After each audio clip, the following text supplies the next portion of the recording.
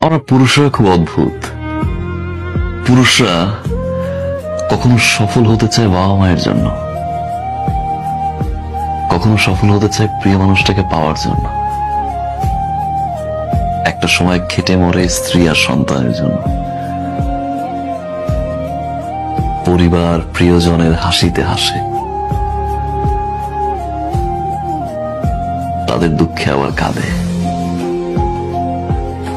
পুরুষ যখন নিজে বাঁচতে চায় তখন আর সময় থাকে না। আমরা পুরুষরা বাঁচি অন্যের জন্য।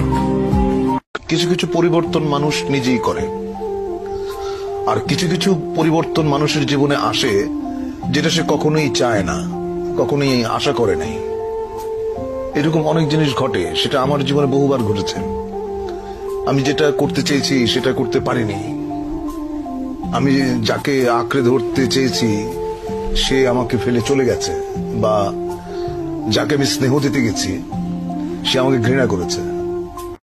পুরুষ মানুষকে তো সারাদিন পরিশ্রম করে ক্লান্ত হয় পরিবারের চাপে, অশান্তি। জীবনটা একটা পচা তরমুজ হয়ে গেছে। তরমুজের উপরটা কিন্তু দেখলে বোঝা যায় না যে ভিতরে কি ভালো না পচা।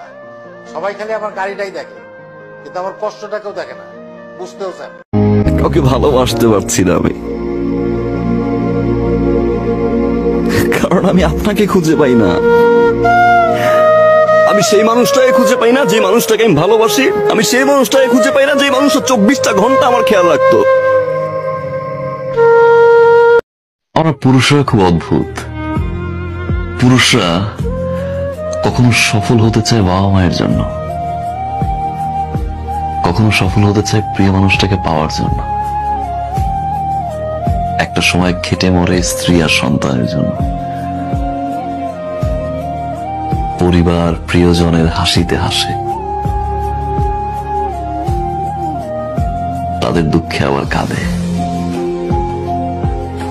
পুরুষ যখন নিজে বাঁচতে চায় তখন আর সময় থাকে না। আমরা পুরুষরা বাঁচি অন্যের জন্য। কিছু কিছু পরিবর্তন মানুষ নিজেই করে, আর কিছু কিছু পরিবর্তন মানুষের জীবনে আসে যেটা সে কখনোই চায় না, কখনোই আশা করে নাই। এরকম অনেক জিনিস ঘটে, সেটা আমার জীবনে বহুবার ঘটেছে। আমি যেটা করতে চেয়েছি সেটা করতে পারিনি। আমি যাকে আঁকড়ে ধরতে চেয়েছি সে আমাকে ফেলে চলে গেছে, বা যাকে আমি স্নেহ দিতে গেছি